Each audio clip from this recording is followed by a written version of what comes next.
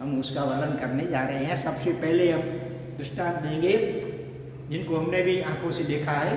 किरण भाई, आप में से भी कई लोगों ने उनकी वाणी शायद सुनी होगी, उनके आध्यात्मिक वार्तालाप सुने होंगे। किरण भाई घोड़ी जी में पहले शुरुआत में कई वर्षों तक घोड़ी जी में सप्ताह में एक बार, प्राय शनिवार या सोमवार को वो शाम को आध्यात्मिक वार्तालाप देते थे। कभी नमस्कार महामंत्र के ऊपर, कभी हिरियावय के ऊपर, लोगस के ऊपर, वसग्रम के ऊपर, नमोत्थनम के ऊपर, ऐसे जो हमारे चैत्यवंदन आदि के सूत्र हैं उनके ऊपर वो बहुत सुंदर विवेचन करते थे। आप में से किसी ने सुना है किरण भाई के प्रवचन सुने हैं? ऐसे तो आजकल यूट्यूब में भी उपलब्ध हो सकते हैं, लेकिन प्रत्यक्ष में किसी ने नहीं सुना होगा। ठीक है, हमने तो दीक्षा की हमारी भावना हुई ना कॉलेज पढ़ते हुए और तब पहले हमको समाचार मिला कि घोड़ी जी भाई धुनी में इनका वार्तालाप होता है। तो करीब 2 महीने तक हमने इनका वार्तालाप सुना था। लास्ट में चौपाटी, फिर बाद में चौपाटी में भी उनके वार्तालाप होते थे और दीक्षा लेने के बाद भी हम उनसे मिले हैं। ऐसे जो किरण भाई जिनका मूल नाम था कांतिलाल भाई, और वो एक बार सन्यासी महाराज का चतुर्मास राजस्थान में लोनावा या मंडार या बेड़ा कहीं भी था, तो चातुर्मास का प्रवेश करवाने के लिए खाली गए थे कुछ घंटों के लिए। रिटर्न टिकट भी उसी दिन की थी। लेकिन सन्यासी महाराज ऐसे व्यक्ति को एक दृष्टि से नाप लेते थे। जैसे जौहरी होता है, उसके सामने कोई भी आता है रत्न या हीरा, तो कितने कैरेट का कितना कीमत हो सकता है वो एक नज़र से परख लेता है। ऐसे कोई भी आदमी सामने आए तो उसको तुरंत परख सकते थे कौन सन्यासी महाराज, इसके भीतर में कैसी विशेषता रही हुई है और इसको किस दिशा में मोड़ना चाहिए ताकि वो आराधना में आगे बढ़ सके, वो जानते थे। इसीलिए किरण भाई जब उनसे मिले, जाने के लिए तैयार हो गए थे, बस अभी वापस जा रहे हैं, मुंबई आ रहे हैं, साहब मथेरवंदा में जा रहा हूँ, कुछ काम काज हो तो फरमाइए। आज सन्यासी महाराज ने कहा आपको जाना नहीं है, 4 महीना यहीं रुकना है। सोचिए कैसी परिस्थिति है। आप किसी महाराज साहब के प्रवेश में गए हो, चतुर्मास प्रवेश करवाने के लिए, कुछ 2-3 घंटे के लिए वापस रिटर्न टिकट भी साथ में हो। ये तो मुंबई से पहुंचे है राजस्थान में, और महाराज साहब ने अचानक कह दिया कि आपको 4 महीने यहीं रहना है। रह सकेंगे कोई? कितने काम अधूरे होते हैं आपके व्यवहार के। वो भी 4 महीना, हाँ वो भी 4 महीने के लिए, 1-2 दिन के लिए की बात है, 4 दिन की बात नहीं, 4 महीना पूरा चतुर्मास का आपको यहीं रहना है। और किरण भाई में देखो कैसी योग्यता होगी। उन्होंने कहा तहती, कहा जैसी आपकी आज्ञा, कोई विकल्प कोई दलील नहीं की कि साहब पहले से बताना था हमारे कितने घर में काम बाकी है, हमारे व्यवसाय के काम बाकी है, अथवा अभी मैं वहाँ जा करके बस 1 सप्ताह के अंदर वापिस आ जाऊँगा काम निपटा करके। कोई दलील नहीं की, तहसील के सिवा कोई बात नहीं। तुरंत उन्होंने, उस जमाने में मोबाइल के भी शायद नहीं होंगे इतने, चिट्ठी लिख करके किसी के साथ भिजवा दी अपने परिवार के पास, और जो 2-4 जोड़ी कपड़े मंगवाने होंगे वो भी मंगवा लिए और वहीं रुक गए 4 महीने के लिए। और सन्यासी महाराज ने उनको साधना का मंगल प्रारंभ करवाया। आपको ईशान कोने में बैठना है, सामायिक लेकर के पूर्व और उत्तर के बीच में ईशान कोने में बैठना है। ईशान कोने में कौन से भगवान विहरमान हैं? सीमंदर स्वामी भगवान मावड़ी क्षेत्र में अभी विहरमान है। तो ईशान कोने में बैठ करके आप सामायिक करना है, और सामायिक में आपको एक ही नौका एक ही बार गिरना है। 48 मिनट का जो सामायिक होता है उसमें नमस्कार नौकार महामंत्र उसका जप नहीं कर, रिपीटेशन नहीं करना है, केवल एक ही नौका, माने उसके ऊपर चिंतन, जिसको अनुप्रेक्षा कहते हैं। उन्होंने देख लिया कि ये व्यक्ति ऐसा है, ये चिंतन प्रधान है, इसको इस प्रकार से कहा।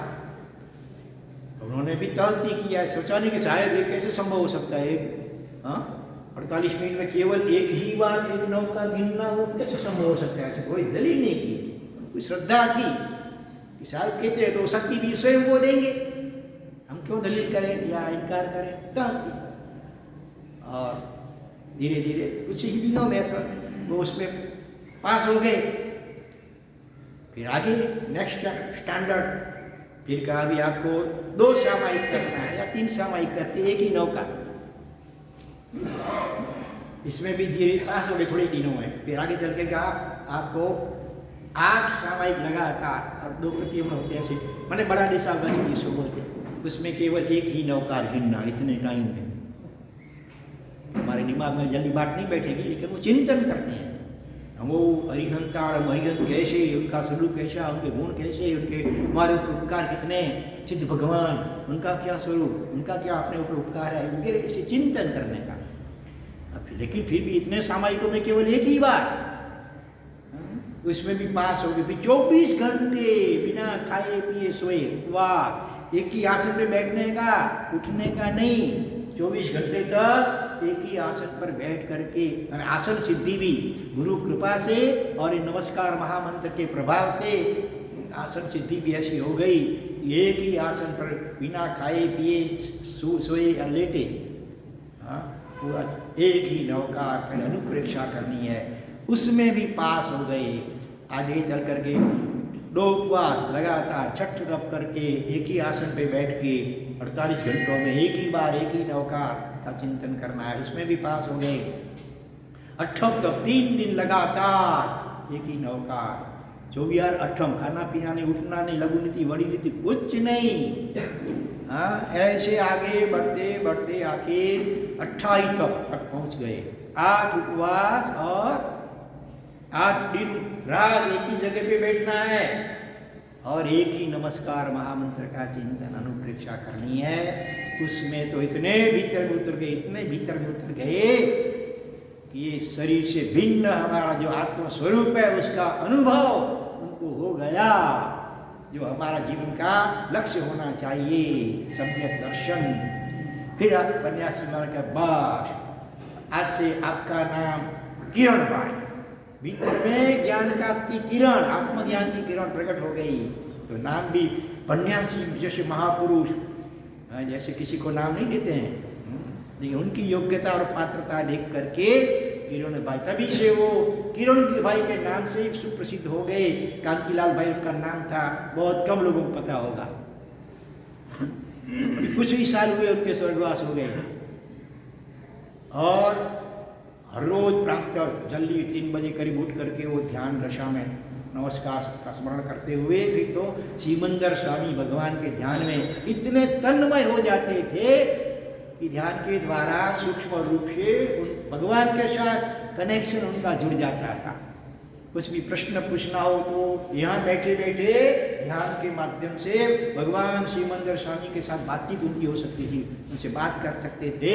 एक बार ऐसा हुआ कि महान सुप्रसिद्ध आचार्य भगवान जो पन्यासी महाराज के गुरु थे, कौन नाम भी बोलो, क्या नाम था उनका? रामचंद्र सूर्य आचार्य बन गए, आगे तो अच्छाधिपति बन गए, उनके तो बहुत बड़ा समुदाय आज भी है। तो रामचंद्र सूर्य महाराज बड़े विद्वान और प्रवचनकार, उनको भी छद्मस्तावस्था है ना, तो कुछ प्रश्न ऐसा दिल में उठा, उसका जवाब उनको कई शास्त्रों में ढूंढने से नहीं मिला होगा। करीब करीब दूसरे 15 आचार्यों को उन्होंने पत्र लिख करके उस प्रश्न का जवाब खोजने की का प्रयास किया। उसमें से करीब 7-8 आचार्य भगवंतों ने किनका नाम लिया? किरण भाई का नाम लिया। इस प्रश्न का आपको संतोषकारक प्रत्युत्तर वो किरण भाई नाम के जो श्रावक हैं वो दे सकते हैं। तो आचार्य भगवान ने चिट्ठी भिजवाई किरण भाई को कि भाई हमको मिलना है, हम कब आए आपके पास। आचार्य भगवान की महानता देखो, उन्होंने ऐसा नहीं कहा कि भाई आ जाओ सबको काम है, ऐसा नहीं, हमको जरूरी ज्ञान प्राप्त करना है किसी के पास बेची भी, तो उनका भी औचित्य और विनय करना चाहिए। तो आचार्य भगवान ने चिट्ठी में लिखा कि मुझे कुछ काम है आपका, आपके पास आना है, तो आप जरा समय दो, मैं कब आऊं। कैसे श्रावक होंगे सोचो। और श्रावक किरण भाई वो भी तो औचित्य के पालक थे। तो आचार्य भगवान जब मेरे पास आया, ये तो ठीक नहीं होगा, मैं ही जाऊं। तो वो स्वयं पहुंच गए आचार्य भगवान के पास, वंदना की। आचार्य भगवान ने कहा देखो मुझे आपसे कुछ प्रश्न का जवाब जानना है, तो जिसके पास ज्ञान लेना हो तो उसको ऊपर बिठाना चाहिए। हमें सैनिक महाराजा को भी जब उस चंडाल के पास से 2 विद्याएं थी, जो उन्नामिका और अवनामिका, विद्या का पाठ करते हैं, अवनामिका वो डाली नीचे आ जाती है अपने पास, पेड़ की डाली, जैसे उन्नामिका बोलते हैं तो वापिस वो चली जाते उधर। वो सीखनी थी तो पहले तो कुर्सियाँ से पर बैठे थे और वो चंडा जिसके पास ये विद्याएँ थी उनको नीचे बैठाया और ऑर्डर किया, विद्या हटती नहीं है। फिर अभय कुमार से कहने से स्वयं नीचे बैठे राजा उनको सिंहासन में बिठाया, हाथ जोड़ के विनय पूर्वक विनंती की, कृपा करके मुझे ये विद्याएं सिखाएं। तब वो तुरंत उनको विद्या वो आ गई, विनय का मार्ग है।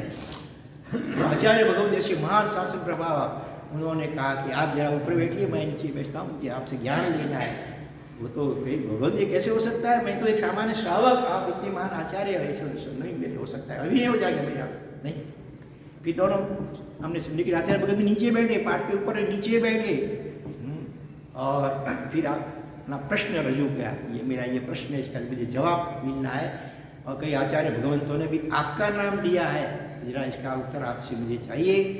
प्रश्न सुन करके किरण भाई ने कहा, भगवंत इसका उत्तर हो सकता है कि मैं अभी तो नहीं, 24 घंटे में, कल आपको दे सकता हूँ, शायद कल या परसों, ज़्यादा से ज़्यादा 6 महीने के अंदर तो अवश्य भी आपके प्रश्न का उत्तर मैं दे दूंगा, ठीक है।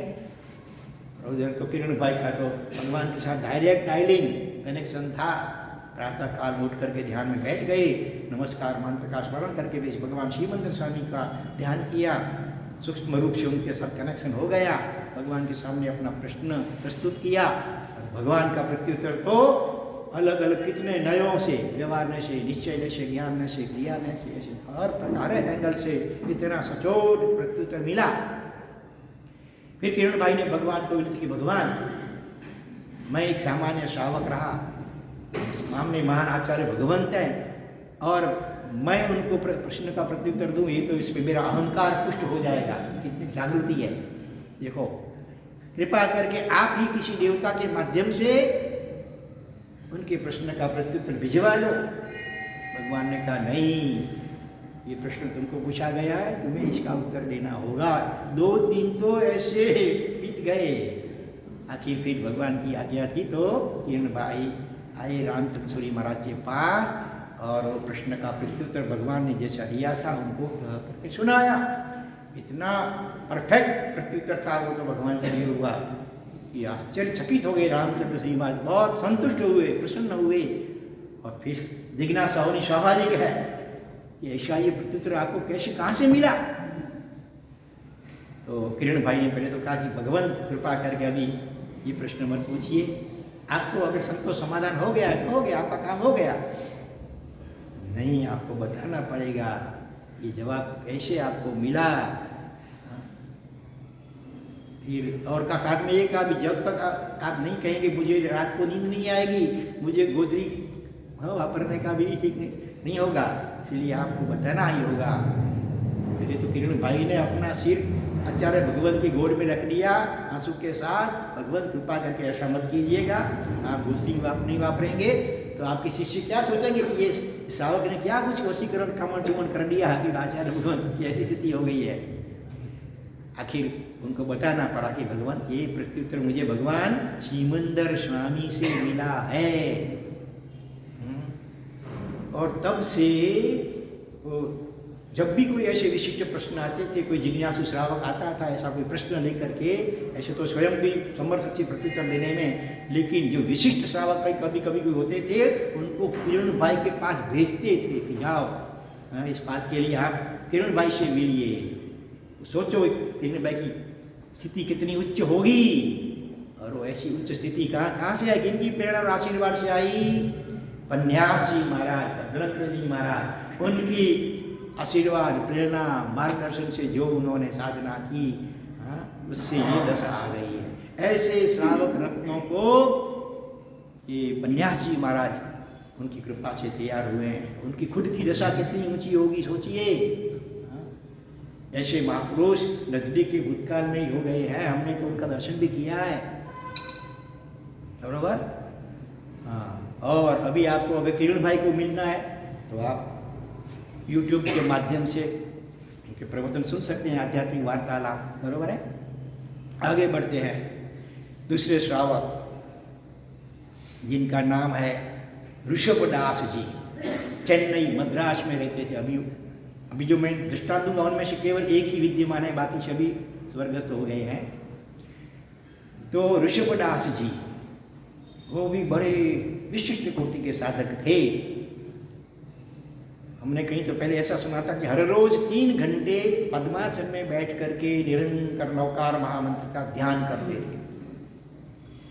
और मानो किसी दिन उसमें गैप होगा तो दूसरे दिन 24 उपवास करके 6 घंटे डबल 6 घंटे साधना करते थे।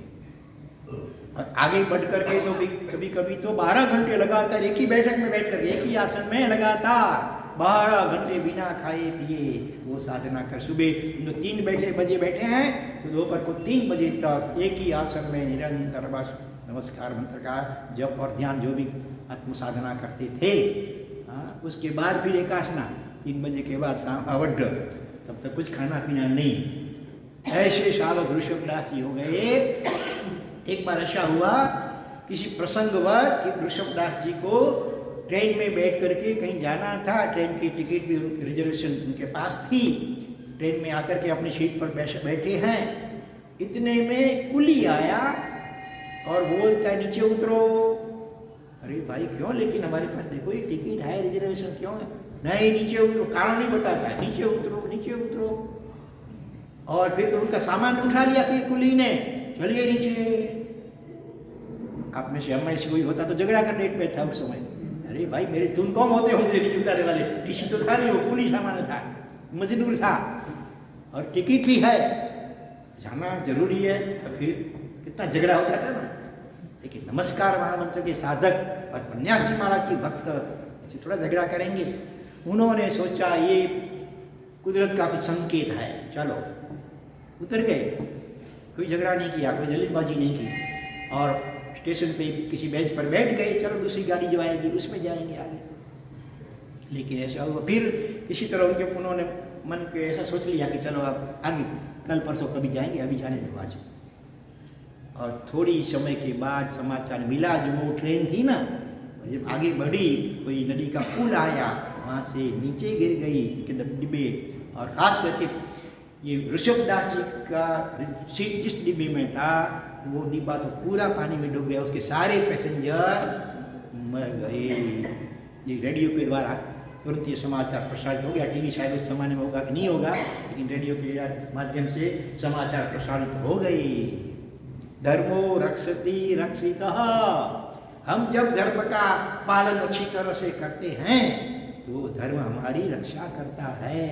ऐसे कोई शासन ने कुली के माध्यम से कुली का रूप लेकर के भी शायद उनको उतार दिया हो, जो भी हो, लेकिन ये सत्य घटना है।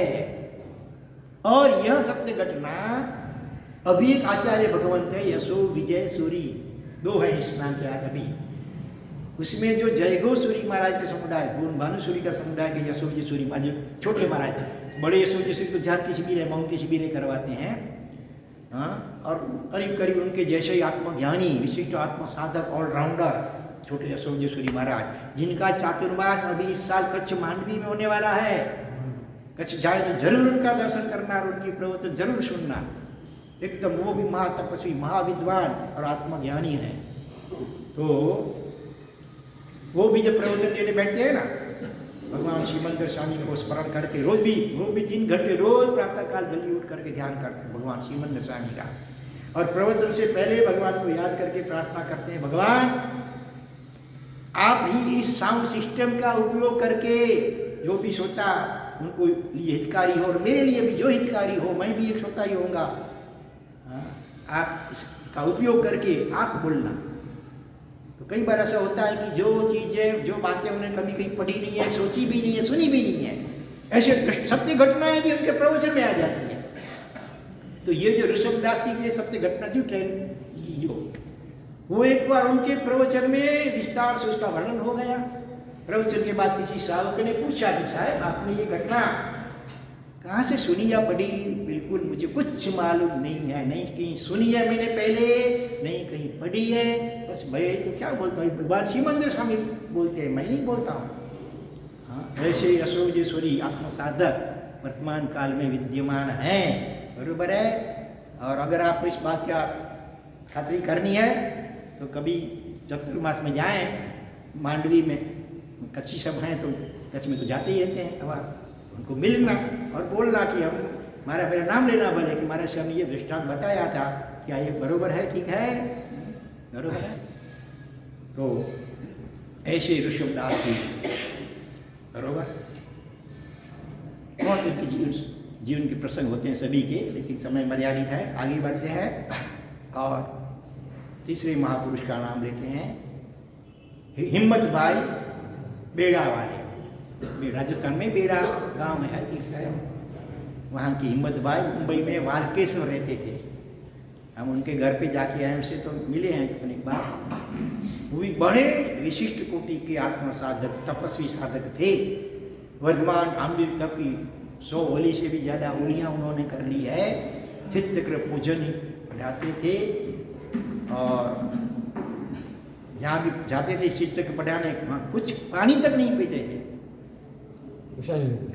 और पैसा भी नहीं, फ्री ऑफ चार्ज, पैसा भी नहीं लेते थे। और कई बार तो पूरी रात तक खड़े खड़े कायोत्सर्ग ध्यान में रहते थे, बिना बैठे बिना लेटे पूरी रात खड़े खड़े नमस्कार महामंत्र के ध्यान में वो लीन हो जाते थे। ऐसी उनकी उच्च आत्मदशा थी। और एक बार समझो हेड पड़ी, सब जो तिजोरी या कबाड़ जो होते थे उनकी चाबी वहाँ लगाई हुई थी, लेकिन जो ऑफिसर आए थे खुला कबाड़, लेकिन उनको कुछ दिखा ही नहीं। धर्म के प्रभाव से ऐसे रक्षा हो जाती है। एक बार कहीं महाराष्ट्र में पूजन करने के लिए गए थे, इधर समाचार मिला कि आपकी धर्म पत्नी अचानक तबीयत बहुत सीरियस हो गई है, अस्पताल में है, आप फौरन आइए। मैंने कहा नहीं, जो होने वाला होगा वो होगा, पूजन को छोड़ करके बीच में से मैं नहीं जाता हूँ। और धर्म के प्रभाव से बच गई, शालिका बची, लेकिन धर्म के प्रति उनका कितना समर्पण था, कितनी निष्ठा थी। तो ऐसी स्थिति में तो कोई भी आदमी सब छोड़ करके भागता है, लेकिन नहीं। अभी आपको समाचार मिले कि आपका लड़का है, कोई भी एक परिवार में से कोई बीमार है, जरा तो मानो सामायिक ले लिया हो तो भी शायद बीच में से चले जाएंगे, फिर प्रायश्चित ले लेंगे, लेकिन वो नहीं गए। ऐसी श्रद्धा धर्मनिष्ठा। एक बार सन्यासी महाराज की निश्रा में या उपदान था या फिर वो कई बार 20 दिनों में खीर का एकासना, केवल खीर खाने की बस एकासना एक टाइम, और 50 मालाएं नौकार महामंत्र की पक्की बद्धी बाधी माला गिनने की, माने एक श्रावक का 1 लाख नौकार का अनुष्ठान हो जाता है 20 दिनों में, 50 माला गिनते हैं रोज की। तो ऐसा कोई विशिष्ट अनुष्ठान चल रहा था और उसमें अचानक जोर से पवन चला, बारिश होने लगी। वो जो मंडप बना हुआ था पानी में से पानी गिर रहा था, लेकिन हाँ आसपास में बहुत नुकसान भी हुआ होगा, लेकिन वो जो मंडप बना हुआ था उसमें बिल्कुल भी पानी बूंद भी नहीं आई।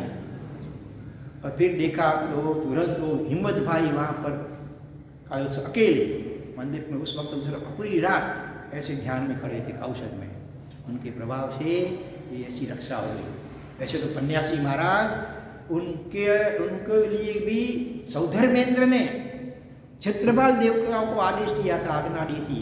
ये पन्यासी महाराज बड़े मतलब तीर्थंकर के आत्मा हैं, जहाँ भी वो जाए, जो भी उनके अनुष्ठान उनके निशा में होते हो, आपको हाजिर रहना है रक्षा, हर एक प्रकार से सुरक्षा के लिए।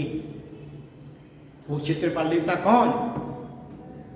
श्रीपाल महाराज और मैना सुंदरी के चरित्र में जो आता है ना, वो धवल सेठ ने श्रीपाल की पत्नी और संपत्ति को हड़प करने के लिए वो स्त्री का रूप लेकर भी गया था धवल सेठ। और उस वक्त जो क्षेत्रपाल देवता प्रकट हुए और शिक्षा की उनको और उनके मित्र को, वो क्षेत्रपाल देवता, उसको इंद्र ने आज्ञा की थी पन्यासी महाराज के साथ रहना आप हमेशा। ऐसे इतना देव का सानिध्य भी था पन्यासी महाराज के साथ में, फिर भी वो बड़े निष्क्रिय थे एकदम। तो ऐसे हिम्मत भाई बेड़ा वाले आगे चल करके शशिकांत भाई मेहता राजकोट के रहने वाले, किसी ने सुना है उनका नवकार मंत्र के ऊपर वार्तालाप सुना है, नहीं सुना है? उनके घर भी हम जाके आए हैं, शशिकांत भाई के घर राजकोट में जाके आए हैं। वो प्रहलाद प्लॉट नाम का विस्तार है राजकोट में, वहाँ के वो अध्यक्ष प्रमुख थे और हम 1 महीना तक वहाँ रुके थे राजकोट में। तब वो मेरे साथ प्रवचनकार अपना देवदत्त सागर जी महाराज भी साथ में थे। फिर तो वहाँ प्रहलाद प्लॉट से पालीताना का चोरी पालता हुआ संघ निकाला। और शशिकांत भाई वो भी पहले बचपन से ही पूर्व जन्म के संस्कार के कारण आध्यात्मिक रुचि वाले थे और वो ऋषिकेश में मेरे ख्याल से सच्चिदानंद स्वामी उनके संपर्क में थे। लेकिन उनकी जो माँ थी शशिकांत भाई की, उनको लगता था कि अपना जैन धर्म में जन्म मिला ऐसा और ये इधर उधर जाए तो ठीक नहीं लगता था। लेकिन अभी बोल नहीं पाते थे। लेकिन पन्यासी महाराज का जब पदार्पण हुआ राजकोट में तो उनकी माँ ने निवेदन किया पन्यासी महाराज को कि मेरा बेटा ऐसे तो आध्यात्मिक रुचि वाला है लेकिन इधर उधर जाता है, आप कृपा करके ऐसा कुछ इनको आशीर्वाद की उनका मार्गदर्शन दीजिए कि जैन धर्म में एकदम उनकी श्रद्धा स्थिर हो जाए। ठीक है, आप ले आना, कोशिश करेंगे।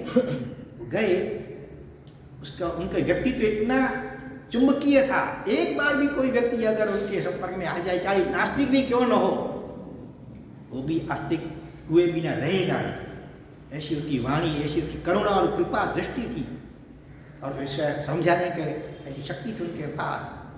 तो शशिकांत भाई बस पहली बार गए उपास में, थोड़ा सा ये वार्तालाप हुआ तो उनको हो गया कि बस यही मेरे लिए आदर्श सदगुरु हैं। तब से और कहीं जाना बंद कर दिया। जो भी प्रश्न हो उनके सामने रखते, पन्यासी महाराज के पास प्रश्न भी अपने आप गिर जाते थे फिर तो। और पन्यासी महाराज की प्रेरणा से हर रोज 100 आधी नवकार वाली, तो 100 पक्की मालाएं नवकार महामंत्र की वो गिनते थे। एक की बैठ में बैठ करके 100 पक्की मालाएं गिनना, सोचिए। लेकिन सदगुरु की कृपा से ऐसी स्पीड आ जाती है, अल्प समय में भी हो जाता है वो।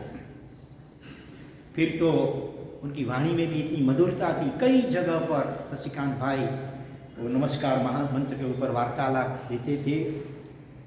जैसे जैन युवक मंडल है मुंबई में, और हर परिसर में अलग अलग वक्ताओं को निमंत्रित करके वो रखते हैं प्रवचन माला। उसमें भी शशिकांत भाई को हर साल उसको बुलाते थे। और भी कई जगह पे शशिकांत भाई आध्यात्मिक वार्तालाप करवाते थे। हमने भी इनके आध्यात्मिक वार्तालाप सुने हैं। कच्छ में भी आए थे, अपना संघ निकला था मेरे ख्याल से कच्छ गोधरा से पालीताना का, उसमें भी मेरे ख्याल से राजकोट का था, तब भी उनका वार्तालाप सुना था। बहुत अच्छा वार्तालाप देते थे। समय सीकर के छड़ी पालते हुए संघ में भी शशिकांत भाई वो पधारे थे।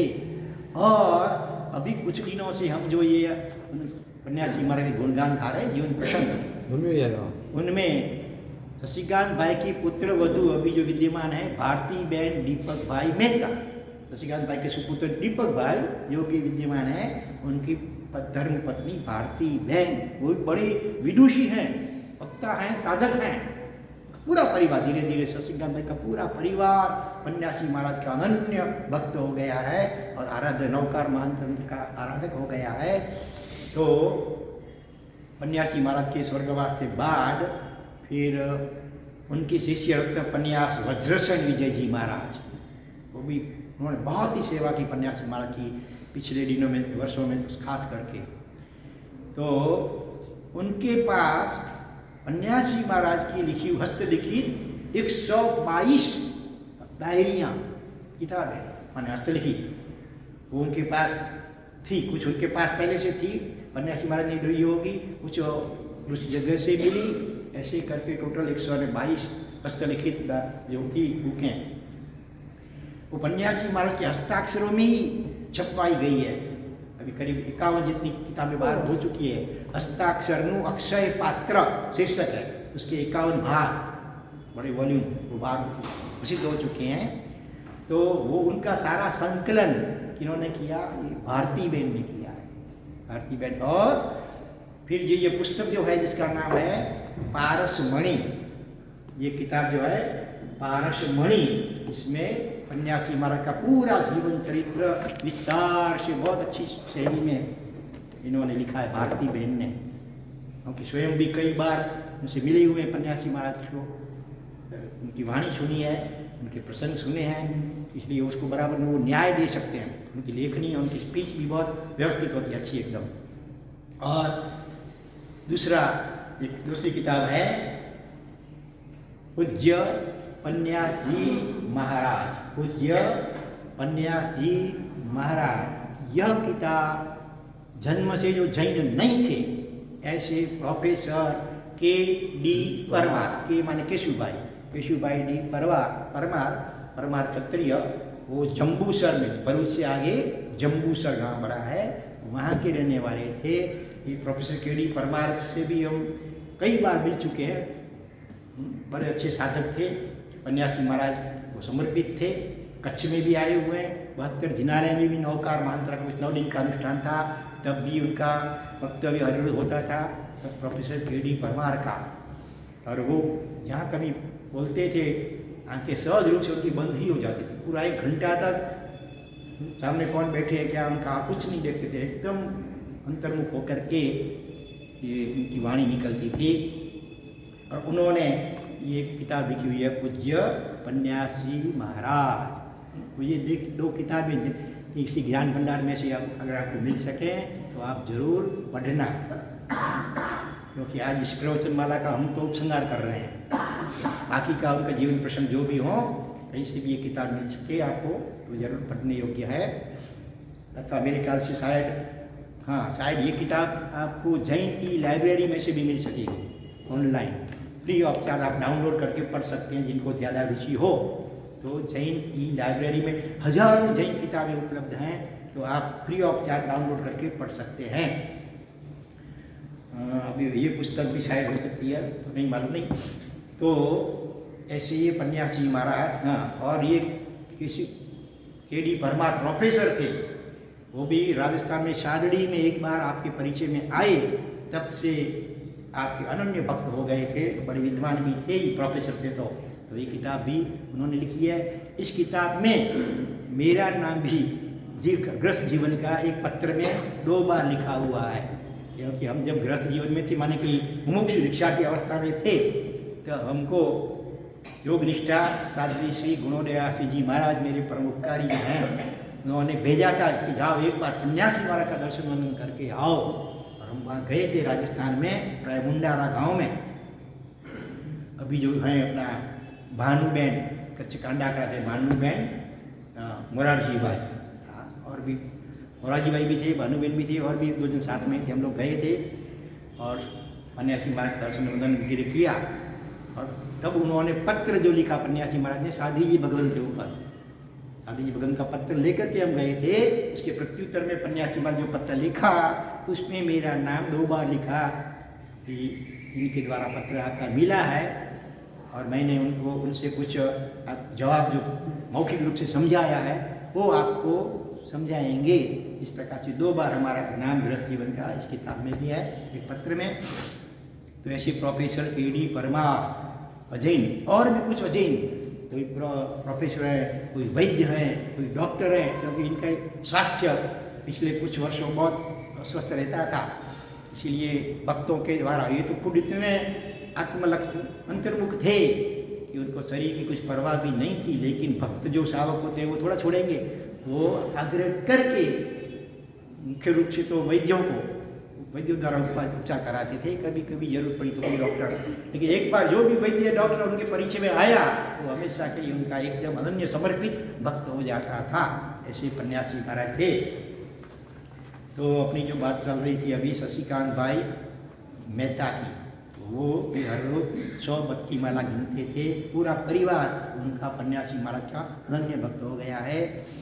इसी प्रकार से अहमदाबाद में एक श्रेष्ठ विधिकार थे जो केवल सिर्फ चक्र का ही पूजन पढ़ाते, दूसरे कोई पूजन नहीं। आजकल तो कितने कितने प्रकार के पूजन चले रहे हैं, लेकिन वो केवल सिद्ध चक्र का पूजन ही पढ़ाते थे। और वो स्वयं भी अपने घर पे हर रोज सिद्ध चक्र की आराधना, लघु पूजन हमेशा वो करते थे।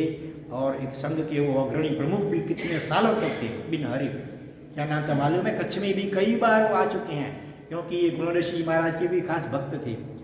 तो कभी भी कहीं प्रसंग होता है तो इन्हीं को बुलाते थे। बोलो कितनों को मालूम है? पहला अक्षर ह के ऊपर ह हा ही अक्षर है, पहला नाम ही। हीरालाल भाई, हीरा भाई के नाम से शॉर्ट में हीरा भाई, मणि भाई। देखा है किसी ने? दर्शन किया उनका? मिले हैं नहीं मिले? हाँ, अच्छे पढ़ाई में भी आए हुए हैं। हाँ बस बरोबर है। वो भी कितने सालों तक वो अहमदाबाद में शाहीबाग गिरधर नगर संघ के वो अध्यक्ष थे। उनकी गुडविल इतनी अच्छी थी, माने कई सालों तक बस उन्हीं को संघ ने प्रमुख के रूप में स्थापित किया था और एकदम प्रामाणिक रूप से वो संघ का संचालन करते थे ऐसे। और जब भी कभी कच्छ में हिम्मत भाई आते थे, साधी जी भगवंतों से मिलते थे, तो साधी जी बोलते आप बोलो कुछ बस। पन्यासी तो पन्यासी महाराज से जो उन्होंने सुना होगा, समझा होगा, वो सब विस्तार से हीरा भाई वो बोलते थे और सभी जो भी साधी जी फिर होते हैं बड़े ध्यान से उनको सुनते थे। तो अभी तो उनका भी स्वर्गवास हो गया है। दूसरे एक थे पंडित अमृतलाल कालिदास दोषी, मुंबई में अंधेरी में रहते थे। बड़े ही अच्छे विद्वान थे, साधक थे और पन्यासी महाराज के खास विशिष्ट भक्त थे। एक बार पन्यासी महाराज को उन्होंने कुछ प्रश्न पूछा होगा कि साहेब में शास्त्रों में वर्णन आता है अणिमा महिमा गरिमा लगिमा प्राप्ति प्रकमे वशिता इष्टा अष्टमा सिद्धि की, क्या इस काल में भी वो संभव है? उस वक्त तो शॉर्ट में कहा कि हाँ संभव है। तो शॉर्ट में कहा था कि इससे कुछ ही दिनों बाद ये पंडित जी थे अपने घर पे मुंबई में अंधेरी में, और अचानक उनको एक हाथ दिखा, केवल हाथ में चिट्ठी है, दूसरा शरीर कुछ नहीं दिखता है। और हाथ किसका था? पन्यासी महाराज का। उनके हाथ बड़े लंबे थे, यहाँ तक घुटने तक उनके आजान बाहु कहते हैं जिसको, किसी व्यक्ति को ही हो सकता है, वो बड़े भाग्यशाली होता है। तो वो हाथ उनका दिखा, चिट्ठी खोली तो उनके जो प्रश्न थे उनका जवाब उस चिट्ठी में था। तो इस प्रकार से तसल्ली हो गई कि नहीं आजकल भी ऐसी सिद्धियाँ हो सकती है। पन्यासी महाराज में भी ऐसी सिद्धियाँ प्रकट हुई थी, लेकिन ऐसे कभी किसी को इसका प्रयोग कभी वो नहीं करते थे। विशिष्ट व्यक्ति कोई ऐसा हुआ है, बस एक ही प्रसंग बाहर आया है इसका। ऐसे लब्धिधारी महापुरुष थे, लेकिन लब्धि सिद्धियाँ जो होती है उनके वो बहुत गौण रूप में होती है, क्या उनका कोई महत्व नहीं होता है। वो तो बस प्रभु के नाम स्मरण में आत्म साधना में ही लीन रहते हैं। जो ऐसे पंडित अमृतलाल कालिदास और ध्यान के ऊपर भी मेरे ख्याल से किताब कुछ लिखी है। और दूसरे साधक थे बाबू भाई कड़ीवाला। कड़ी गुजरात में गांव है, नवसारी नहीं अहमदाबाद के पास, कड़ी और कल्लोर। तो कड़ी के रहने वाले थे, लेकिन फिर रहते थे नवसारी में। चित्तकर का पूजन कई जगह वो पढ़ाते थे और उन्होंने पन्यासी महाराज की कृपा से कुछ किताबें लिखी हुई है, जिसमें खास करके सालंबन ध्यान ना प्रयोग, अरिहंत परमात्मा के आलम्बन से ध्यान इस प्रकार से कर सकते हैं, उसके विविध प्रयोग इस किताब में बताए हुए हैं। इसी प्रकार से श्रीपाद नारायण रहस्यों ऐसी भी किताब इन्होंने लिखी थी। ये बाबू भाई कड़ीवाला जब भी चित्तकर पूजन पढ़ाने लगे आते थे तो बहुत सुंदर विवेचन करते थे नमस्कार महामंत्र के 9 पद के ऊपर। और वो स्वयं वर्धमान चक्रस्तव आप लोग रोज सुबह यहाँ पढ़ाते हैं ना, अभिषेक करते हैं ना, हर रोज 5 बार जिन मंदिर में लगातार, एक बार दूसरी बार तीसरी बार 5 बार ये इसका वो पाठ करते थे, जाप करते थे। और कभी कभी तो गिरनार जी महातीर्थ के ऊपर ना समोसर मंदिर है, वहाँ कुछ दिन रुक करके, कभी कभी 1 महीना भी रुक करके साधना करते थे। ऐसे विशिष्ट आत्म साधक थे बाबू भाई कड़ीवाला।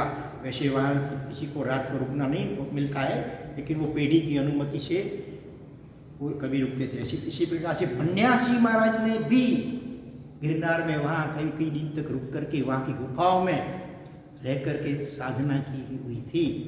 एक तो गिरनार और दूसरा ईडर, हिम्मतनगर में गुजरात में ईडर, वहाँ भी पहाड़, वहाँ भी गुफाएं हैं जहाँ आनंदगंज जी महाराज योगीराज, इन्होंने भी साधना, आत्म साधना की थी, घंटों तक ध्यान साधना की थी। पन्यासी महाराज ने उसी गुफाओं में रह करके भी आत्म साधना की थी और बड़ी उच्च आत्मदशा को उन्होंने प्राप्त किया था। तो ऐसे पन्यासी महाराज भी थे, उनके श्रावक भी इतने ऊंची कक्षा के आत्म साधक थे। और आगे नाम ले, अभी जो विद्यमान है ऐसा एक नाम ले लेता हूँ, पंडित हरिय श्री इंद्रचंद्र जी वालचंद जी दोषी, अभी रहते हैं मेरे ख्याल से पारला, दिल्ली पारला ईस्ट वेस्ट में रहते हैं। उनसे भी हम कई बार मिले हुए हैं। और उनका सुपुत्र है अभय भाई, वो भी प्रोफेसर है, कॉलेज में प्रोफेसर भी हैं, बड़े विद्वान भी हैं। लेकिन पंडित वर्यसी इंद्रचंद्र जी दोषी, वो कई जिज्ञासु जैसे मुमुक्षु आत्माएं थी श्रावकशाली का, उनको आध्यात्मिक पढ़ाते थे। श्री संकीर्त सरस्वती सज्जा है तो उसके ऊपर उनका क्लास चलता था, उनका ऑडियो रिकॉर्डिंग भी होता था। और आज भी कुछ रिकॉर्डिंग उनका मिल सकते हैं। हमारे संसार भाई है दीपक भाई, वो तो जब पहले बहुत साल पहले मुंबई में थे, तब इनके पास जीव विचार नवतत्व आदि के अर्थ भी अच्छी तरह समझे थे। और इनकी समझाने की शैली भी एक्स्ट्रा ऑर्डिनरी होती थी। सामान्य रूप से बस जीव के भेद प्रभेद गिना गया ऐसे ही नहीं, आध्यात्मिक दृष्टि से हर एक बात को वो समझाते थे।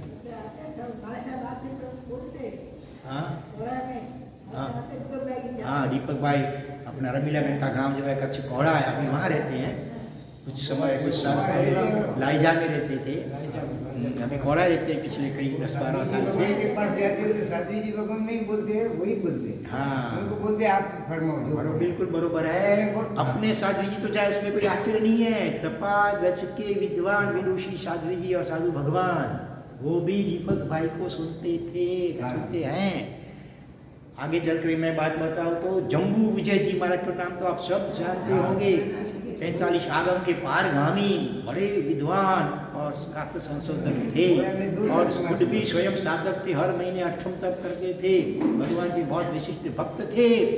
ऐसे जम्बू विजय जी महाराज, उनके 2-3 चातुर्मास कच्छ नाना असंबिया, घोड़ा में भी 2 चतुर्मास हो गए हैं, और कच्छ नाना असंबिया उसमें भी 2-3 चातुर्मास उनके हो गए हैं, पत्री में भी हुए हैं। कच्छ नाना आश्रम के मोरारजी भाई जो थे, वो उनके खास भक्त थे। तो 2 या ज़्यादा चातुर्मास जो कच्छ नाना आश्रम में हुए हैं। तो एक बार जम्मू और दीपक भाई जम्मू विजय जी महाराज के पास भी लगातार 6 महीने पालीताना में उनकी निश्रा में रहे हुए थे, तो अच्छा संबंध था। तो एक बार बुलाया दीपक भाई को कच्छ नाना आश्रम में, और अपने उस वक्त उनके साथ भी करीब 11 साधु जी भगवंत भी चातुर्मास वहाँ पर थे। तो सभी साधु जी भगवंत को बुला लिया, दीपक भाई आए तो, और दीपक भाई को कहा अभी आप बोलो। और खुद जम्मू विजय जी महाराज ऐसे उबड़क आसन में, ऐसे बड़ा पालथी लगा के नहीं, उबड़क आसन में ऐसे हाथ जोड़ करके करीब 2 घंटे तक ऐसे बैठे रहे। और दीपक भाई देवगुरु की कृपा से, नहीं तो संकोच होता अपने को भी ऐसे बात करके सामने अपन क्या बोले, लेकिन वो धीरे धीरे सबको जब इधर हो गए, भगवान को याद करें, भगवान आप ही बुलवाना। ये साउंड सिस्टम का उपयोग करके, अगर महात्मा का इतना आग्रह और भाव है तो आपको जो योग्य लगे हो आप बुलवाना, मैं कौन होता हूँ बोलने वाला। और 2 घंटे लगातार सुनते रहे। बीच बीच में बोलने लगे जम्बू जी महाराज, बिल्कुल बात सही है आपकी, फलाना अमुक आगम में यही बात इसी प्रकार से कही है, अमुक आगम में ये बात इसी प्रकार से कही है, इस प्रकार से आगमों का साक्षी पर उसमें पाठ देते थे जम्बू विजय जी महाराज। अब सोचो। तो और इसी प्रकार से तपागच के विदुषी साध्वी जी भगवत, उनका नाम, जिन्होंने अभी आनंदगंज जी के स्तवनों के ऊपर विवेचन लिखा है, नंदी यशासी जी महाराज, नंदी यशासी जी महाराज, आनंद घन पद रेह, इस पुस्तक में या हृदय नयन निहारे जग गणी, इसमें विवेचन किया हुआ है स्तवनों का कुछ। वो भी कच्छ में पधारे थे परिवार के साथ। दीपक भाई का नाम कहीं से सुना होगा, लाइजा में तब थे दीपक भाई, गए उनको बुलाए उपाश्रय में और कहा कि आपसे हमको कुछ सुनना है, आपका हमने नाम सुना है। भगवान को याद किया, इसी धाराबद्ध रूप से वाणी निकलती है नॉन स्टॉप। इतने प्रभावित हुए, उन्होंने कहा अभी हमको 3 दिन यहीं रुकना है लाइजा में ही, और आपको बस हमारा जो गोत्री वापरने का एक टाइम जो होता है वो समय छोड़ करके, प्रतिक्रमण का समय छोड़ करके दिन में जितना भी अधिक से अधिक टाइम आप दे सको इतना देना हमको। दूसरी शादी जी कितने उनका बड़ा परिवार शिष्यों का, वो भी दीपक भाई को 3 दिन तक सुनते रहे। इसी प्रकार से कच्छ लाइजा में विद्वानों का सम्मेलन भी हुआ था, साहित्य सम्मेलन। उसके कौन थे अध्यक्ष? चिमनलाल का कुछ क्या नाम था, बड़े विद्वान प्रोफेसर थे। वो पीएचडी का भी मार्गदर्शन को करते थे। उनकी धर्मपति ताराबेन अभी भी हैं, वो भी किसी को पीएचडी करना हो शादी जी रमणलाल जी साहब, प्रबुद्ध मासिक प्रबुद्ध जीवन उसके वो तंत्री थे। अभी नहीं है, वो नहीं रहे। अभी तो अपने कच्ची है तो। हाँ, क्या नाम बोला? रमणलाल भाई जी साहब। तो लाइजा में विद्वानों का सम्मेलन था। तो दीपक भाई को कहा अभी आप कुछ बोलो। तो बस कितने सारे अच्छे बड़े बड़े विद्वान बैठे थे और सभी को इतना वो अच्छा लगा। और रमण भाई ने तो प्राइवेट में फिर अब दूसरी बार बुलाया अपने रूम में, और दीपक भाई की बातें बहुत सुनी और प्रभावित हुए। तो ये सब देव गुरु की कृपा का ही परिणाम है। ये हमारे परोपकारी साध्वी रत्ना गुणोदेशी जी महाराज, अभी उनका शिष्य परिवार जैसे अनंत गुणासी जी महाराज नाम आपने तो दर्शन किए होंगे। इन सब की कृपा आशीर्वाद का यह प्रभाव और नतीजा है। तो हमारे ऊपर भी इन सभी का बहुत बहुत उपकार है। तो अभी अपनी बात चल रही है इंद्रचंद्र जी दोषी, अभी विद्यमान है, करीब मेरे ख्याल से 85 साल आसपास की उम्र है। और अभी उनके संत पितरों ने कहा कि अभी आपकी उम्र है, शरीर में थकान भी होती है, अभी आप ज़्यादा मत बोलिए, डॉक्टर ने भी ना कहा होगा।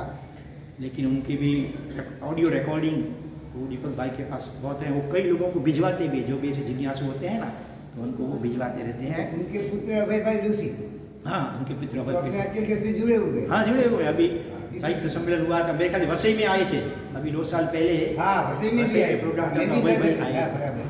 आए।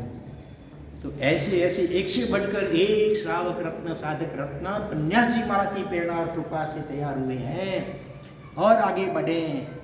तो अभी अरिहंत वंदनावली सुप्रसिद्ध है ना, एवा प्रभु अरिहंत ने पंचांग भावे जे 14 मास कितनी अच्छी है। किसी को कंठस्थ है नहीं है? कंठस्थ करने जैसी है, कंठस्थ है। तो उनके रचयिता कौन है मालूम है? पन्यासी महाराज के भक्त श्रावक एक हैं, जिनका नाम था चंद्रकांत भाई, अहमदाबाद में रहते थे। वो भी बड़े ही माने विद्वान थे, वैज्ञानिक थे। और पन्यासी महाराज संपर्क में आए, जीवन में टर्निंग पॉइंट आ गया। और एक बार प्राकृत भाषा में नमस्कार स्वाध्याय नाम का बड़ा ऐसा ग्रंथ है, उसमें अरिहंत वंदनावली मूल तो प्राकृत भाषा में किसी पूर्वाचार्य भगवंत ने उसकी रचना की है, अपना नाम भी उसमें नहीं लिखा है। वो चंद्रकांत भाई ने पढ़ा, संस्कृत और प्राकृत के भी अच्छे विद्वान थे, और इतना उनकी खुशी हुई। श्री चंद्र नाच्यो ग्रंथ लई महाभावनु शरणु मणि आता है उसमें लास्ट में, जे नमस्कार स्वाध्याय में प्रेक्षी हृदय गद गद बन्यू। श्री चंद्रकांत भाई नाच्यो, उस ग्रंथ को सिर पे लेकर के नाचने लगे, इतना उनको प्रभावित हुए कि अरिहंत वंदनावली का वर्णन सुनकर पढ़ करके। फिर उनको लगा कि आजकल प्राकृत भाषा लोग नहीं जानते हैं, तो उन्होंने उनका गुजराती में पद्यानुवाद किया जो हम पढ़ते हैं। वो चंद्रकांत भाई भी आपसे ही तैयार हुए हैं, पन्यासी महाराज से ही। और एक दृष्टांत ले लें, हसमुख भाई सी साहब, पन्यासी महाराज के भतीजे के बेटे हसमुख भाई सी साहब, जिनसे भी हम मिले हुए हैं।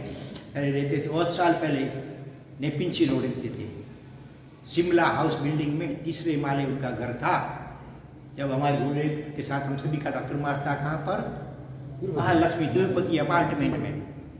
और तब हमारा ये नौकार मंत्र का संशोधन चल रहा था, तो कहीं से हमको पता चला कि रोज की 100 पक्की माला गिनते हैं हसमुख भाई।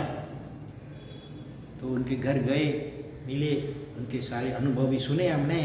तो ये हसमुख भाई एक बार पन्यासी महाराज के पास गए थे दर्शन करने के लिए, संसार संबंध में भतीजे के बेटे थे। हसमुख भाई सी साहब।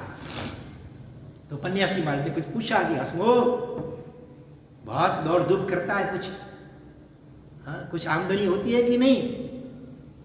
कमाणी ગુજરાતમાં કમાણી થાય છે કે નહીં? કમાણી તમે રૂપિયાની કમાણી સમજો, એ સિવાય આરાધનાની પર કમાણી હોઈ શકે, तो दो अर्थ निकल सकते हैं।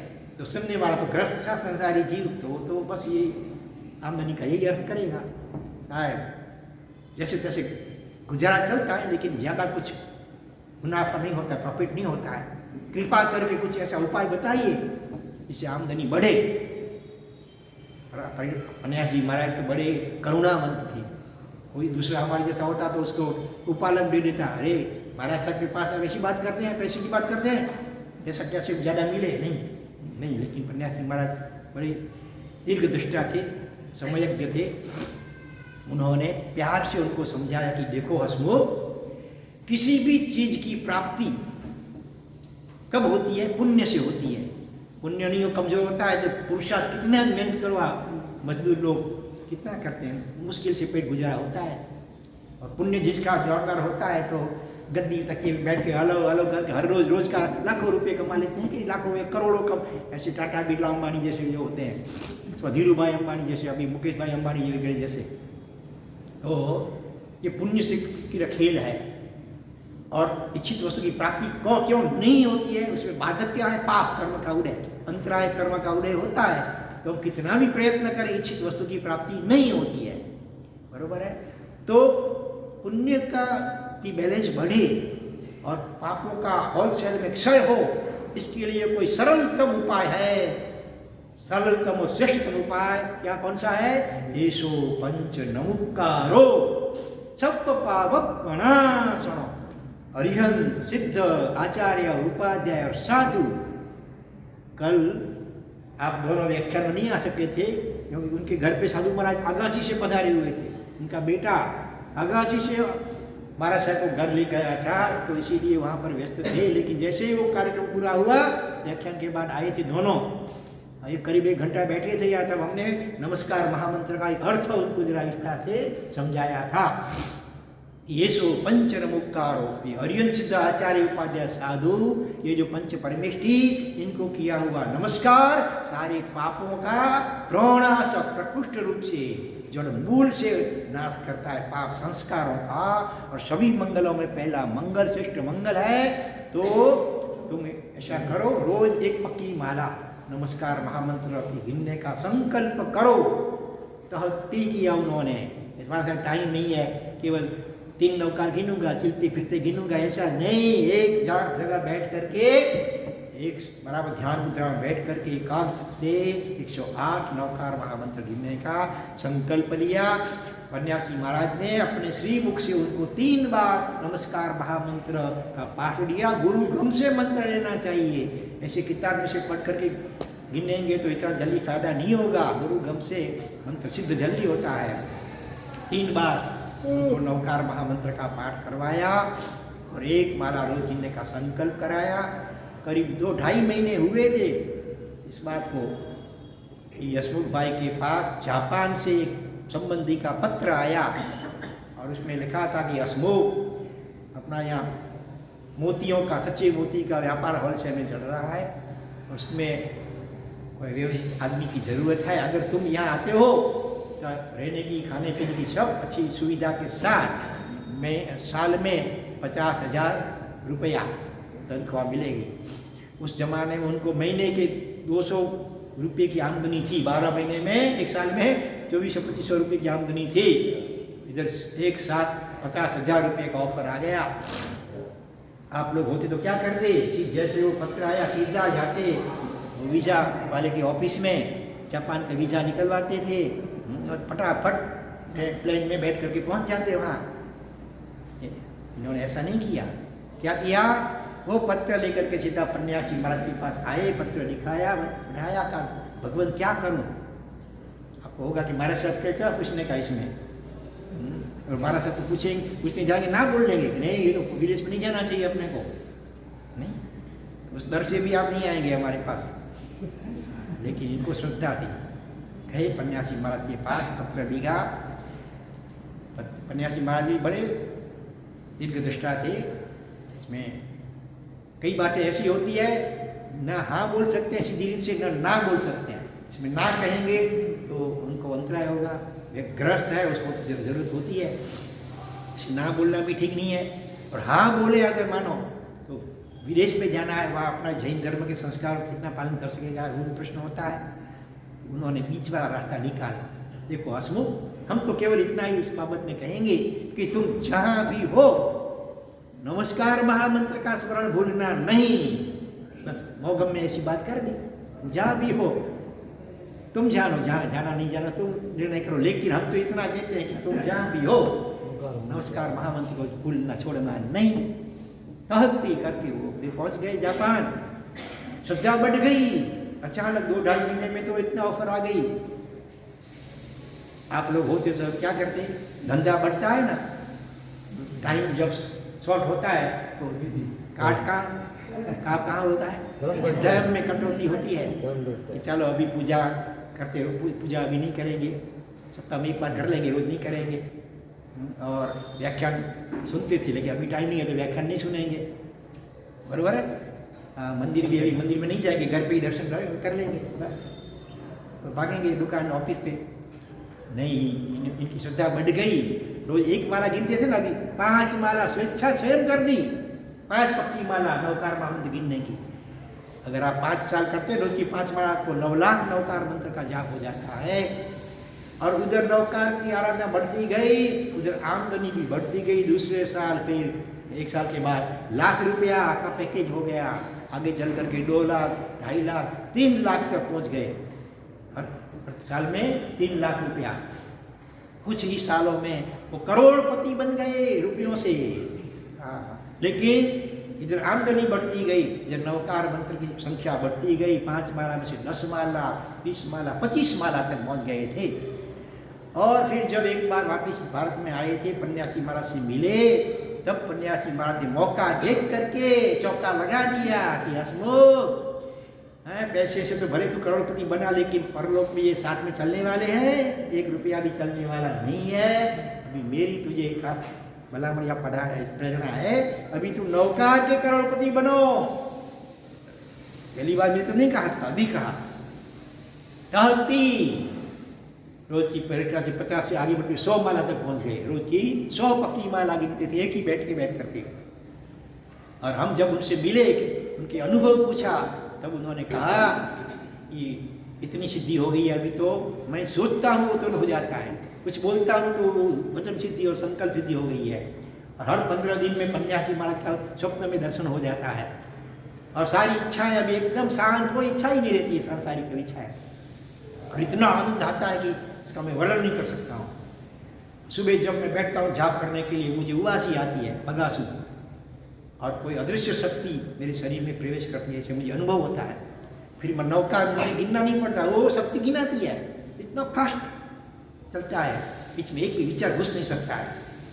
पंखा फास्ट चलेगा, कुछ वस्तु जाएगी तो टकरा के फेंक जाएगी, उसमें एंटर नहीं हो पाएगी। तो इतना वो फास्ट नौकार चलता है कि कोई विचार विकर बीच में घुस ही नहीं पाता है। तो ऐसे ऐसे एक से बढ़कर एक, और भी कई कितने ऐसे, ये तो कुछ गिना है अभी, और कितने गिनर, श्रावक रत्न, साधक रत्न, सीके मेहता का नाम आता है। दवा भी देते, दवा हमें पर दवा आपता हमें पर दवा। हाँ, और ये सीके मेहता उनके संसार पक्ष में शशिकांत भाई के मामा या कुछ लगते थे। तो ये पूरी किताब छपवाने का लाभ ये सीके मेहता ने मिला है। गर्भ सीमंत बड़े उसके व्यवसाय चलते थे।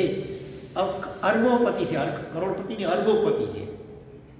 पन्यासी महाराज की ये जो हस्ताक्षर अक्षय पात्र 51 किताब में सबका लाभ आपने लिया है। ऐसे अरबोपति को भी पन्यासी महाराज ने एक बार कह दिया, अभी कब तक ये करोगे, आत्मा के लिए कब। हाँ, करीब 75 साल की उम्र हो गई थी उनकी। बस उसी दिन नॉन स्टॉप धंधा बंद कर दिया।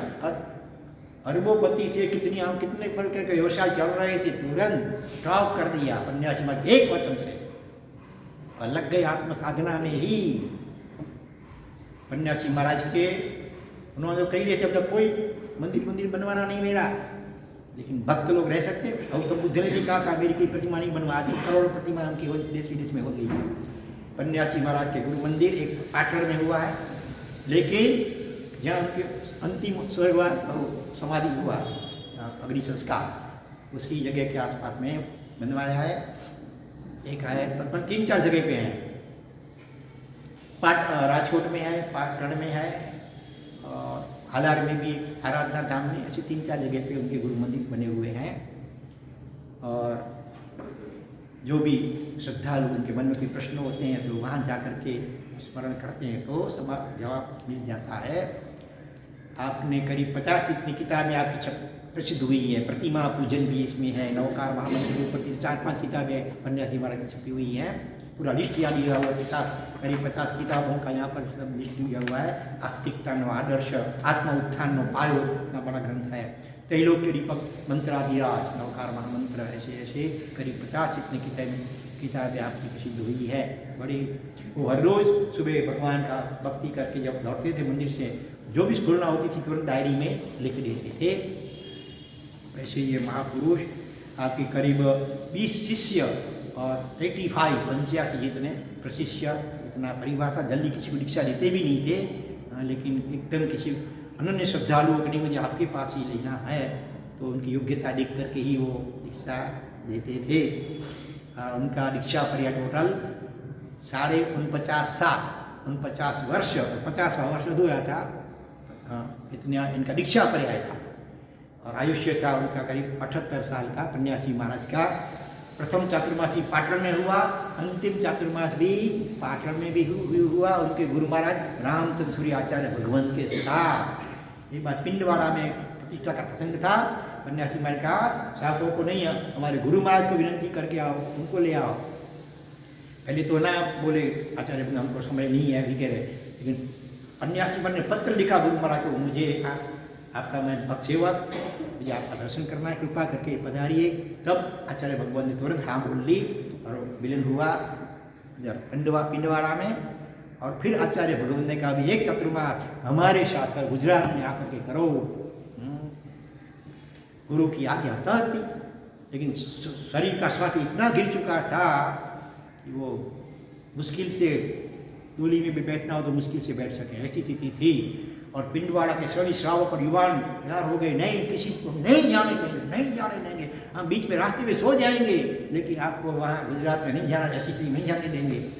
फिर सब युवानों को पन्यासी महाराज के मुख्य शिष्य थे कुंड सूर्य आचार्य भगवान, उन्होंने बुलाया, बहुत मुश्किल से समझाया कि आप लोग जाने देंगे तो जाएंगे ही नहीं, अन्य किसी को दिल दुखा कर तो जाएंगे नहीं पन्यासी महाराज। गुरु की आज्ञा भी है और स्वास्थ्य की दृष्टि से भी कुछ हवा फेर करना जरूरी है। बड़ी मुश्किल समझाया, तो मुश्किल से युवक समझ, इतना उनका गुडविल था। और आखिर लास्ट चातुर्मास भी पाटण में ही हुआ गुरु महाराज के साथ। इतने आचार्य भगवंत की अपने शिष्य से प्रभावित थे। तो ऐसे आचार्य भगवंत के कई सारे जीवन प्रसंग और भी हैं, जिनको भी पढ़ना हो तो ये पारसमणि किताब आप ऑनलाइन जैन ई लाइब्रेरी से डाउनलोड करके पढ़ सकते हैं, अथवा किसी ज्ञान भंडार से अगर मिल सके तो वो आप पढ़ सकते हैं। तो ऐसे आचार्य भगवान को आज हम अनंत अनंत वंदना करते हैं। और आप जहाँ भी हो, तीर्थंकर की आत्मा है। और हमको जानने मिला अहमदाबाद में मेरे ख्याल से एक सावक साविका, उनको एक साविका को स्वप्न में कई बार ऐसा दृश्य दिखता था और था कि आपका मोक्ष इनके द्वारा होगा। उन्होंने देखा नहीं था पन्यासी महाराज को, लेकिन स्वप्न में जो दर्शन होता था तो फिर किसी चित्रकार को बुला करके वर्णन किया, ऐसा ऐसा ऐसा हो, तो चित्रकार ने चित्र बनाया, उसके ऊपर से किसी ने कहा ये तो पन्यासी महाराज का चित्र है। फिर उनका मिलन हुआ, पन्यासी महाराज के पास गए थे और पन्यासी महाराज बड़े ज्ञानी थे, उनको भी ख्याल आ गया था और कुछ ऐसा ही कहा उन्होंने। फिर उन्होंने फिर एक देवता ने आकर के उस श्राविका बड़े आराधक थे, उन्होंने बताया कि पन्यासी महाराज का जी जो है वो तीर्थंकर की आत्मा है और दातकी खंड में पश्चिम ऐरावत क्षेत्र में तीसरे तीर्थंकर पृथ्वीवंत स्वामी होंगे। उस वक्त उनके शरीर की जो वर्ण है ना वो गुलाबी कलर का होगा, जैसे लाल दो धोला दो श्यामला दो रत्ता हो जाता है ना वर्ण अभी का, इसी प्रकार से। उनका वर्णन लाल कलर गुलाबी का पिंक कलर का होगा, उसका लंचन मोर मयूर मोर का होगा। तो उसी प्रकार से वो श्रावक श्राविका ने प्रतिमा भरवाई पृथ्वीवंश स्वामी की, अपने घर में विराजमान करके उनकी पूजा करते थे। जब उनका स्वर्गवास हो गया, फिर पन्यास चंद्रशेखर मास्टर वहाँ पहुँचे, उनके जो बेटे थे उनसे विनती करके वो प्रतिमा ले ली और तपोवन में उनकी यह प्रतिष्ठा करवाई है। तो कभी जाने का हो प्रसंग तो उधर भी दर्शन करने योग्य है। अपना जो जैन मूर्ति था ना, कल उसने सुना था ये सब पे, तो उन्होंने मुझे बताया और उन्होंने पृथ्वीवंश स्वामी की फोटो भी उनके पास मोबाइल में थी, वो भी दिखाई कि देखो हमारा साहब ये पृथ्वीवंश स्वामी की प्रतिमा है, बराबर है। तो आज इसका उपसंहार करते हैं, समय ज़्यादा हो गया है, कुछ भूल चुक हुआ तो इच्छामि दुक्कडम। और आज का कल का टाइम टेबल सुन लें। आज दोपहर को 3:30 से 5 बालक बालिकाओं की शिविर है। अपने बच्चों को जरूर भिजवाइएगा। और जो पाठशाला में पढ़ते हैं, पाठशाला पर भी 3रा नंबर भी आया, उनका भी बहुमान होगा, इनाम मिलेंगे। हाँ, तो जरूर बच्चों को भिजवाना, भूलना नहीं। आजू बाजू सबको बोल देना, सबको बोल लेना। और फिर कल रविवार 9:30 से 9 से 12 तक का प्रोग्राम, खास करके 15 से 50 साल तक की उम्र वाले, खास करके नालासोपा, विरार और वसई, इनमें रहते जैन को भी हो, भाई बहन कोई भी संप्रदाय के हो, जैन जैसे सत्तांबर हो, दिगंबर हो, तेरापंथी की स्थानकवासी कोई भी हो, सभी को खास सबको आना है। सेमिनार बड़ा विशिष्ट होने वाला है, युवकों के लिए विशिष्ट, उसमें कुछ मुद्दे की चर्चा होगी। तो जरूर आपके परिवार में जो भी ऐसे आपके और अड़ोस में भी हों, प्रचार करके सभी को अच्छी संख्या में भिजवाना। तो ये कार्यक्रम है। फिर परसों सुबह हमारा यहाँ तैयार होगा आगासी। परसों आगासी में तीर्थ में दया का कार्यक्रम भी है, उसमें शामिल होंगे। और उसके बाद फिर कुछ दिन तक निर्मल, 21 दिन तक निर्मल में रह करके नमस्कार महामंत्र का जाप ध्यान वगैरह कार्यक्रम जो हमारा बाकी अधूरा है वो वहाँ करेंगे। और कुछ दिन तो हमारा बिल्कुल टोटली मौन रहेगा। बीच इतने दिन थोड़ा गड़बड़ हो गया है, तो उसको सबको सेटल करना है। तो इसीलिए फिर अभी तो सत्संग भी शाम को करवाते थे हम, लेकिन अभी वो भी बंद होगा बिल्कुल। अभी नमस्कार महामंत्र की आराधना जब ध्यान वगैरह करना है। इसीलिए हमने अभी ये जो प्रवचन माला चल रही थी उसको आज उपसंहार कर दिया। ऐसे तो कई प्रसंग उनके बाकी है पन्यासी महाराज के, लेकिन वो न लेते हुए बस ये सब विशिष्ट श्रावक रत्ना उनके आज दृष्टांत हमने सुने, बराबर है। तो जिना में कुछ भी बोला गया वो हार्दिक इच्छामि दुक्कडम। ओम शांति शांति शांति। तीनों लोक के सभी जीवों का कल्याण मंगल और शीघ्र ही मोक्ष हो, ऐसी मंगल भावना पूर्वक नमो अरिहंताणां, नमो श्रीकाणां, नमो आयर्याणां, नमो उवचायाणां, नमो लोए सर्वसाहुणां, एषो पंचमुखारो सर्व पावपणासनो मंगलानं च सर्वेषे अडवं होई मंगलम्। नमो अरिहंताणां, नमो सिद्धाणां, नमो आयर्याणां, नमो उवत्सायाणां, नमो लोए सर्वसाहुणां, येषु पंचनमुक्कारो सर्वपावपणासनो मंगलानं च सर्वेषे अडवं होई मंगलम्। नमो अरिहंताणां, नमो सिद्धाणां, नमो आयर्याणां, नमो उवचायाणां, नमो लोए सर्वसाहुणां, येषु पंचनमुक्कारो सर्वपावपणासनो मंगलानं च सर्वेषे अडवं होई मंगलम्। नवपट जी की 25 होली के लिए भी कल करीब कितने 5 आदमी 7 नाम है। 7 नाम आ गए हैं, लेकिन नालासोपारा के लिए ये इतनी बड़ी बात नहीं है, और भी नाम आने चाहिए अच्छी संख्या में। आप सभी लोग धर्म दलाली करना। और नीचे बोर्ड के ऊपर भी नंबर लिखे हुए हैं, जब अपने योगेश्वरी के कार्यकर्ताओं बहनों के, तो अगर बाद में भी भावना हो तो उनसे संपर्क करके अपना बायोडेटा उन पर लिखवा देना, अथवा जो ऑनलाइन फॉर्म भरने का होता है उसमें भी जरूर आप फॉर्म भर देना। 25 संख्या में नवपट की आराधना में जुड़ना है, 25 होली में 1 साल के लिए अभी। और उसकी एक किताब भी प्रसिद्ध होगी, नवपट की बहुत सारे स्तवन, चैत्यवदन, स्तुति, थोए, दुहा, सबकी एक किताब भी प्रसिद्ध होगी।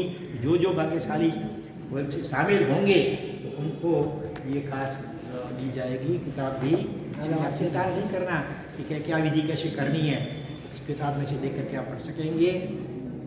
8 नाम, 7 नहीं अभी 8वां नाम भी आया है। जैसे नाम बोल देता हूँ, दीनाबेन दीपक भाई धरोड़ पत्री वाले, सरोज लक्ष्मीचंद नागरा कोटनी महादेवपुरी, धनवंती हसमुख शेड़ा देशलपुर, लक्ष्मीबेन राजेंद्र परवा वो गढ़सीसा नाला और गढ़सीसा वडोदरा 3 गाँव उनके हैं। लताबेन हरीश काराणी डुमरा, हर्षाबेन वसंत डेडिया भुजपुर, भारतीबेन लोड़ाया मोटी खावड़ी, संगीताबेन किरण मारू हालापुर। 8 नाम आए हैं, उनके मोबाइल नंबर डाल चुके हैं। तो और भी जिनको लिखाना हो तो अभी सर्वमंगल होगा तो यहाँ पर लिखवा देना, बरोबर है। सर्वमंगल करता हूँ, उसके बाद तुरंत यहाँ पर नाम लिखवा देना। क्या ना वो मैंने परसों आराधना चौमास आराधना करेंगे था वो मैंने उनकी तब से मैं जुड़ा इनकी फाइव तो हूँ बेंचो है। आपके जो भी उसमें कुछ प्रॉब्लम हो ना तो जरा हमसे मिलना, उसका हम कुछ न कुछ रास्ता निकाल कोशिश करेंगे, ठीक है। बस करो सर्वमंगल। सर्वमंगल मांगल्यम सर्व कल्याण